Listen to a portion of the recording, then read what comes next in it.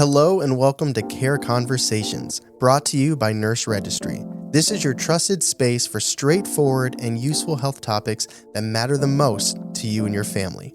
From managing chronic conditions to understanding what quality nursing care really looks like, we're here to empower you with knowledge that makes a difference. I'm glad you're here. Let's get started.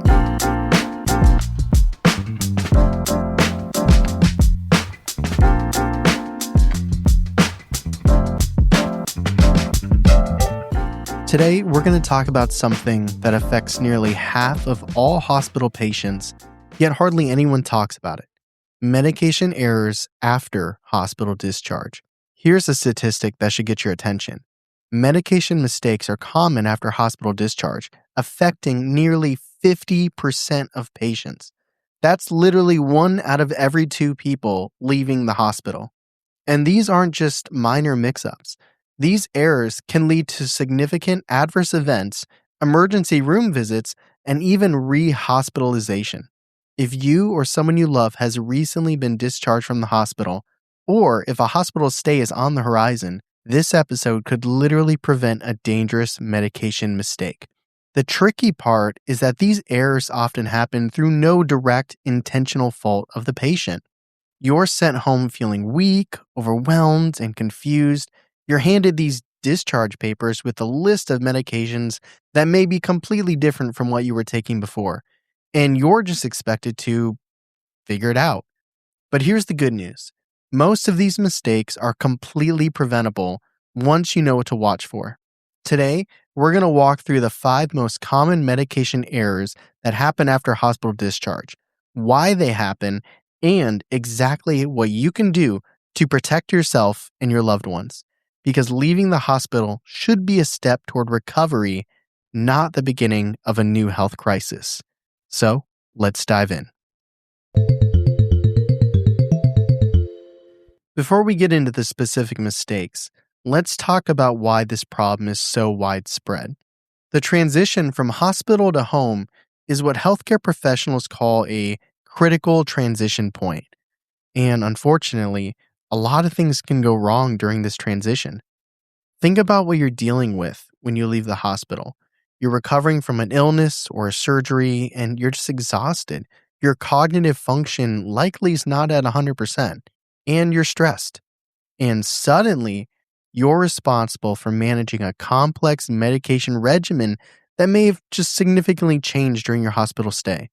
On top of that, there are system-level failures happening. Discharge summaries sometimes lack clarity or accuracy. Communication between the hospital team and your primary care physician is not always seamless. And patient education about medication changes is often inadequate. Medical teams assume if you nod and say, okay, that you just understand everything. And then there's what researchers call post-hospitalization syndrome, which is basically a state of weakness and vulnerability that leaves patients more prone to mistakes in the days and weeks following a hospital discharge. All of these factors create what I think of as a perfect storm for medication errors.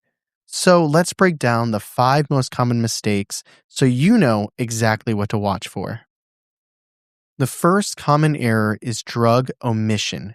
That means forgetting to restart a home medication that you were taking before going into the hospital, or failing to fill new prescriptions that were added during your stay.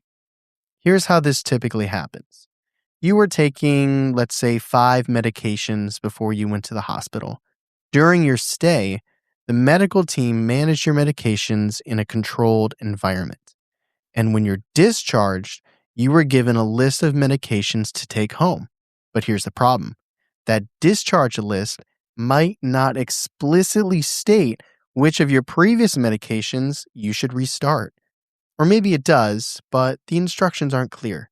They're like IKEA instructions, right? So you go home and you're not sure. Should I take the blood pressure medication I was on before, or did they change it? And then there's new prescriptions. You're handed prescriptions at discharge, but you're exhausted. You just want to go home. And maybe you don't get to the pharmacy right away. Days go by and you still haven't filled them. According to the National Institute of Health, this is one of the most frequent medication errors after discharge. But here's how to prevent it.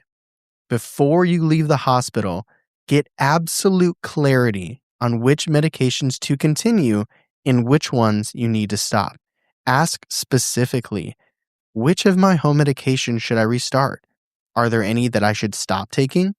And for new prescriptions, fill them before you go home if possible or immediately after discharge. Don't wait. And if you're a family member helping someone who's been discharged from a hospital, this is where you can really help. Bring their current medication list to the hospital. When they're discharged, compare the discharge instructions with that list and ask the medical team to clarify any discrepancies. The second common error is taking the wrong dosage or taking medications at incorrect times. This happens more often than you would think. Maybe your blood pressure medication was 10 milligrams before the hospital, but now it's been changed to 20 milligrams. Or maybe you were taking something once a day and now it's been upped to twice a day. These changes might be documented on your discharge paperwork, but if you're not paying close attention, which, let's be honest, we don't always pay the closest attention to these things, you might continue taking your medication the old way. A study from Brigham and Women's Hospital found that even when patients reported understanding the purpose of their medications, errors were still frequent. Understanding why you're taking something doesn't automatically mean you understand how to take it. Here's what makes this particularly dangerous. Naturally, dosage errors can have serious consequences. Taking too little of a medication means it won't work effectively, and taking too much can lead to dangerous side effects or even toxicity. Here's a suggestion. When you're going over discharge instructions, specifically ask about dosage changes. Don't assume that because you were taking a medication before, that the dosage is still the same. Create a written medication schedule that includes a medication name, dosage, and specific times to take it. And keep this list somewhere visible, on your refrigerator, by your bedside, wherever you'll see it every day. You could even use your notes app in your phone. Speaking of, bonus tip, set alarms on your phone for each medication time, especially in those first few weeks when you're trying to establish a new routine. The third common error is duplicate therapy. This means taking a new medication alongside an old one that does the same thing. Here's a typical scenario. You were taking medication A, we'll call it, for your blood pressure before the hospital. During your stay, the doctor switched you to medication B because it works better for your particular situation. So now you've been discharged with a prescription for medication B, but nobody explicitly told you to stop taking medication A. So you go home a little confused and you just play it safe and take both. Now you're essentially getting a double dose of blood pressure medication, which can cause your pressure to drop dangerously low. Or maybe you're taking two different medications that both thin your blood, dramatically increasing your risk of bleeding. This error often happens because of poor communication during the discharge. The medical team assumes that you'll understand the new medication replaces the old one. But unless that's stated explicitly, you might not make that connection because honestly, why would you? We recommend that during your discharge conversation, specifically ask, are there any new medications replacing medications that I was taking before? And if so, which one should I stop? Please bring all of your current medications, or at least a list, to your discharge appointment. Go through each one with your medical team and confirm whether you should continue, stop, or change it. If you're seeing multiple specialists, make sure that each one knows what the others have prescribed. This coordination is crucial because duplicate therapy often happens when different doctors prescribe similar medications without even realizing it. The fourth common error is taking medications that were meant to be stopped. This is the flip side of drug omission. Instead of forgetting to take something that you should take, in this instance, you are taking something that you should stop. Maybe you were on a medication for years, but during your hospital stay, the medical team discontinued it because it was causing problems or because your condition changed. If the discharge instructions don't clearly say, stop taking medication X, you might continue taking it just out of habit. Research shows that this is particularly common in older adults who've been taking certain medications for a really long time. The routine is so ingrained that they don't even question it. This can be dangerous for several reasons. The medication might have been stopped because it was interacting badly with a new medication, or maybe it was causing side effects that contributed to your hospitalization in the first place. So, how to prevent this? Again, explicit communication is key. That is the theme for this episode here. Ask during discharge, are there any medications I was taking before that now I should stop? Also, schedule a follow-up appointment with a primary care physician within a few days of discharge. This gives you another opportunity to review the entire medication regimen with someone who knows the medical history. And finally, the fifth common error is administering medication the wrong way, what medical professionals might call the incorrect route. Here's an example. You're prescribed a medication that's meant to be dissolved under your tongue, but the instructions weren't clear. So you do what you do with many other pills and you swallow it. Or maybe you're given a liquid medication that needs to be measured precisely, but you're just estimating it with a regular spoon. These errors might seem minor, but they can significantly affect how well the medication works. Some medications are designed to be absorbed in very specific ways. Taking them differently can make them ineffective or even dangerous. This type of error is particularly common with the following. There's sublingual medications, which, like we mentioned, are meant to dissolve under the tongue, inhalers, liquid medications, and medications with special timing requirements, like take on an empty stomach or take with food. So how do you prevent this? When you receive new medications, ask your healthcare provider or pharmacist to demonstrate how to take it. This is especially important for inhalers, injectable medications, or anything that requires a specific technique. Read the medication label carefully.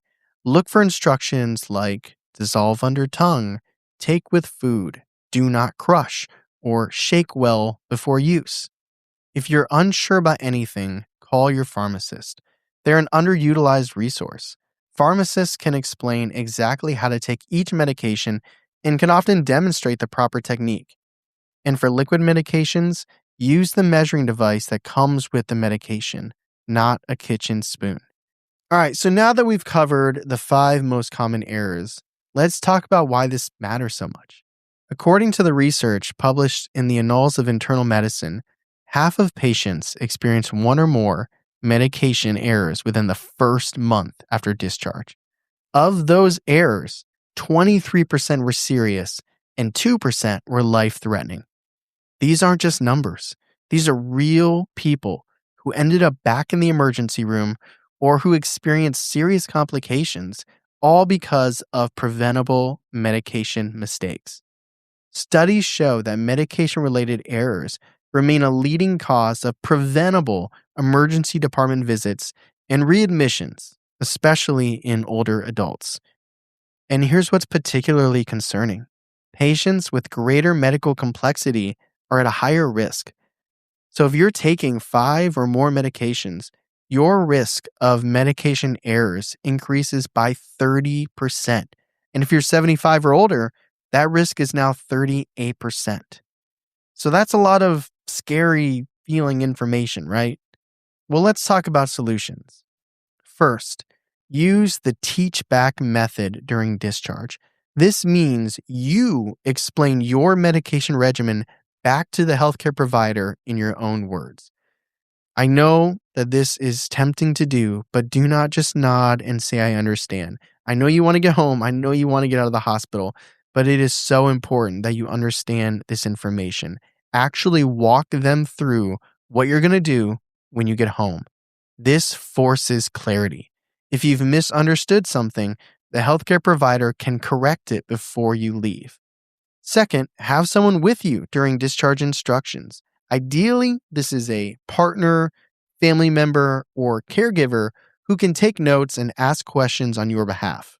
2 sets of ears are better than 1, especially when you're not feeling your best. Third, create clear written instructions at home. Do not rely on memory. We do not trust memory. Write down or type up a simple medication schedule and post it somewhere visible. Fourth, use a pill box. Those weekly pill organizers with compartments for each day and time are incredibly helpful. Fill it once a week, and you can just quickly see at a glance if you've missed a dose. Fifth, schedule an early follow-up appointment with your primary care physician, ideally within a few days of discharge. This creates a safety net where a doctor who knows your history can review everything and catch any errors before there's serious problems. Let me close with something important. Just a reminder, you don't have to navigate this alone. Professional home nursing care can be a game changer after hospital discharge, especially if you're managing multiple medications or complex health conditions.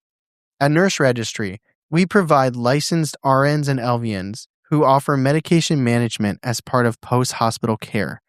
This means a professional nurse comes to your home, reviews your medications with you, helps you understand the regimen, organizes your pill box, monitors for any side effects, and helps administer these medications. They serve as the bridge between the hospital, your primary care physician, and you. They can spot potential problems early, answer questions as they come up, and provide the education and support that often gets rushed during hospital discharge. This is particularly valuable for older adults, people taking 5 or more medications, or anyone with cognitive challenges that make managing complex medication regimens difficult. With over 500 nurses available, Nurse Registry can match you with someone whose expertise perfectly fits your specific needs. And at the end of the day, the goal is to make sure you have a healthy medication regimen and stops you from having to be readmitted into the hospital. Leaving the hospital should be a step toward recovery, not the beginning of a dangerous medication mix-up. Remember the 5 common errors: drug omission, wrong dosage or frequency, duplicate therapy, taking unauthorized medications, and incorrect administration. Each of these is preventable with clear communication, written instructions, and the right support. Don't be afraid to ask questions during discharge. Don't be embarrassed to ask for clarification. And don't assume that because you've been managing medication for years that you can just simply figure this out on your own. The healthcare system honestly should be making this easier for you, but until it does, you need to be your own advocate. And reminder, if you need professional support to navigate this transition safely, asking for help isn't a sign of weakness. It's a smart strategy for protecting your health and your recovery. Thank you for spending time with me today on Care Conversations. I hope this episode gave you valuable insights and practical takeaways that you can use. If you found this helpful, please subscribe and share it with someone who might benefit. Remember, quality care starts with quality information. And whether you're managing your own health or caring for a family member, you don't have to navigate alone. For more resources and expert nursing care, visit nurseregistry.com. But thank you so much for listening, and until next time, take care.